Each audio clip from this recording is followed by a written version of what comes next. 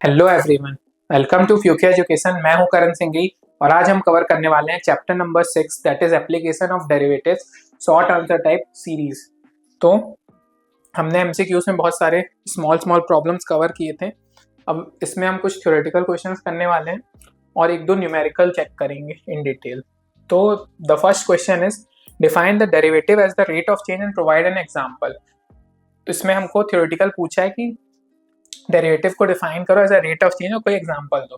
सो हमको पता है the derivative dy by dx क्या रिप्रेजेंट करता है, the rate of change of function fx with respect to x। For example if y is equal to x square then the derivative is dy by dx is equal to 2x। This shows the rate of change of y increases linearly with x। तो इस तरीके से हम define कर सकते हैं। ये मैंने एमसीक्यू राउंड सीरीज जब स्टार्ट की तो उससे पहले ही आपको बताया था कि एक्चुअल मीनिंग क्या होता है डिफरेंशिएशन और इंटीग्रेशन का। Now the next question is find the rate of change of area of a circle with respect to its radius r। तो ऐसा क्वेश्चन हमने एमसीक्यूज में भी देखा था, यहाँ पे भी आया है। तो देख लेते हैं एरिया ऑफ अ सर्कल क्या होता है, पाई आर स्क्वायर होता है। तो rate of change of area with respect to r क्या होगा, दैट इज डेरिवेटिव। डेरिवेटिव आप लोगे तो क्या आएगा 2 पाई r। अब फॉर एग्जाम्पल अगर r दिया होता, अब हमको यहाँ पे तो डायरेक्ट क्या दे दिया क्वेश्चन में with respect to radius r। अब सपोज r की वैल्यू 5 दी होती है तो उस केस में क्या होता, dA बाई डी आर हो जाता 2 पाई, 5 वैल्यू डाल देते हैं हम r की तो आ जाता हमारा 10 पाई। तो इस तरीके से आप थ्योरेटिकली अगर कुछ क्वेश्चंस आ जाते हैं कि हाउ टू डिफाइन डेरिवेटिव्स, तो उनका एप्लीकेशन क्या है, कुछ एग्जाम्पल, तो आप इस तरीके से डिफाइन कर सकते हैं। Moving to next question is if the volume of a cube is increasing at 8 centimeters cube per second then find the rate of change of the edge length when the edge length is 4 centimeter। तो ये देखो ये cube वाला question हम पहले भी कर चुके हैं। अब इसमें क्या दिया हुआ है, फिर से एज लेंथ के फॉर्मेट में ही पूछ लिया आपसे। तो यहाँ पे एज लेंथ आप सपोज क्यूब की ए मान लेते हैं हम, तो यहाँ पे अपनी जो डिमांड होगी ना क्वेश्चन की वो है rate of change of edge length with respect to time, dA by dt हमको निकालना है। तो देखो वॉल्यूम से हम डील करते हैं, वॉल्यूम ऑफ क्यूब हमको पता है। अगर ये सपोज इनने x मान लिया तो a और x मान लेते हैं हम, सपोज एक ही है, ठीक है, x क्यूब है तो हम dV बाई dt निकाल सकते हैं बहुत आसानी से। क्या निकल के आएगा 3x square dx by dt। अब rate of change of volume इनने दे दिया है दैट इज 8 सेंटीमीटर क्यूब, तो यहाँ हम डाल देंगे 3x स्क्वायर। अब कब हमको rate of change of edge length निकालना है, व्हेन लेंथ इज 4 सेंटीमीटर, तो x को हमने 4 डाल दिया तो 3 4 स्क्वायर dx बाई dt। तो ये हमारा निकल के आ जाएगा 4 का स्क्वायर 16, 16 3 48, 48 और 8 यहाँ पे यानी कि 1/6। तो ऐसे करके हम ये क्वेश्चन सॉल्व कर सकते हैं। एमसीक्यू राउंड में हमने देखा था। There is now another problem with the same concept. Now the next question is prove that function is increasing for x is greater than 1।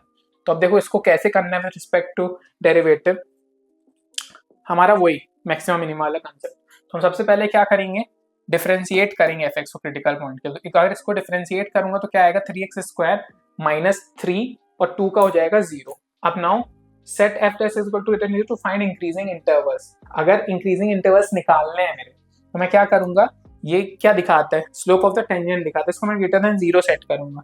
तो अगर ऐसा मैं करूंगा तो ये क्या आ जाएगा 3x square minus 3 greater than 0 यानी कि x square greater than 1। So x should be greater than 1 और x should be less than -1। तो ये क्या दिखा रहा है, since x is greater than 1 तो ये दिखा रहा है हमारा कि फंक्शन क्या है, इंक्रीजिंग है फॉर x ग्रेटर देन 1। तो इस तरीके से हम ये भी दिखा सकते हैं कि नेचर ऑफ द फंक्शन क्या होगा, इधर इंक्रीजिंग होगा या डिक्रीजिंग होगा। तो इस तरीके से हमने क्या प्रूफ कर दिया that function is increasing. Now the next question is find the equation of the tangent to y is equal to, equation of tangent बोला फिर से, मैंने बताया था आपको सबसे पहले स्टार्टिंग कंसेप्ट कि जो dy बाई dx होता है वो क्या दिखाता है, स्लोप ऑफ द टेंजेंट दिखाता है। तो इक्वेशन ऑफ द टेंजेंट यहाँ पे पूछ लिया अपन को। सबसे पहले हम क्या करते हैं, स्लोप निकाल लेते हैं। स्लोप निकालने के लिए क्या होगा, हमको dy बाई dx निकालना होगा। तो dy बाई dx हम निकालते हैं, उसके लिए क्या करना पड़ेगा, हमको फर्स्ट डेरिवेटिव लेना होगा दैट इज y डैश, क्या निकल के आ जाएगा हमारा 2x प्लस 3 5 का हो जाएगा फिर से 0। तो now at x is equal to 1 हमको क्या है, इक्वेशन इसकी निकालनी है। तो y dash at x is equal to 1 क्या निकल के आ जाएगा, x की जगह 1 डालो तो ये निकल के आ जाएगा 2 इंटू 1 प्लस 3 दैट इज 5। तो now the slope of the tangent is 5 हमको पता है।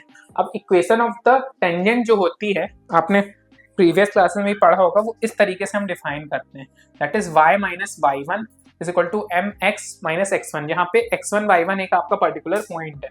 तो at x is equal to 1 हम y की अगर वैल्यू निकालने की कोशिश करें तो क्या आएगा, x की जगह 1 रख दो आप, तो 1 square plus 3 plus 5 that is 9। तो हमारा एक पॉइंट जो अगर हम निकालें, जैसे पॉइंट पे हमको इक्वेशन देनी, तो क्या हो जाएगा 1,9। तो हम वही पॉइंट को यहाँ पे रख देते हैं, दैट इज x1 y1 जो हमारा पॉइंट आ गया है वो क्या आ गया है 1,9। तो हमने y1 की जगह क्या रख दिया 9 और x की जगह क्या रख दिया 1। तो जो हमारा पॉइंट निकल के आया वो निकल के आया y minus 9 is equal to 5x minus 1। तो इसको सॉल्व करके हमारी जो इक्वेशन आ जाएगी ये आ जाएगी, this is the equation of the tangent. तो इस तरीके से आप इक्वेशन ऑफ द टेंजेंट भी निकाल सकते हो। अब ये भी क्या चल रहा है, अपना एप्लीकेशन ऑफ डेरिवेटिव्स ही चल रहा है। तो one and only same thing हम घुमा फिरा के अलग अलग कंसेप्ट से डील कर रहे हैं।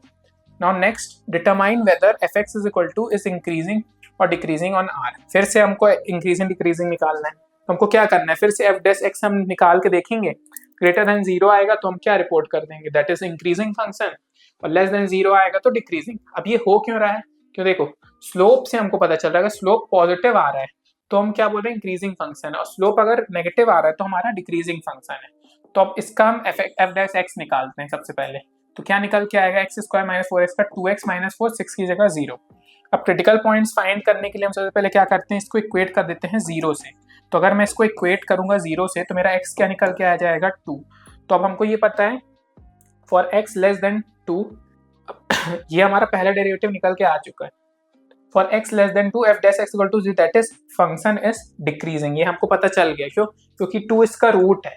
तो अगर 2 से हम वैल्यू कम डालेंगे तो डिक्रीज मतलब ये लेफ्टवर्ड मूव करे, डिक्रीजिंग, क्योंकि स्लोप की वैल्यू नेगेटिव होगी तो डिक्रीजिंग फंक्शन आएगा। और अगर ग्रेटर देन 2 डालोगे आप तो इंक्रीजिंग फंक्शन निकल के आएगा, यानी कि अपना इंक्रीज टाइप का कर्व दिखेगा जिसकी वैल्यू बढ़ रही होगी। तो इस तरीके से आप ये सारे क्वेश्चन का डील कर सकते हो। Now the next one is prove that EX has no local maxima और मिनिमा।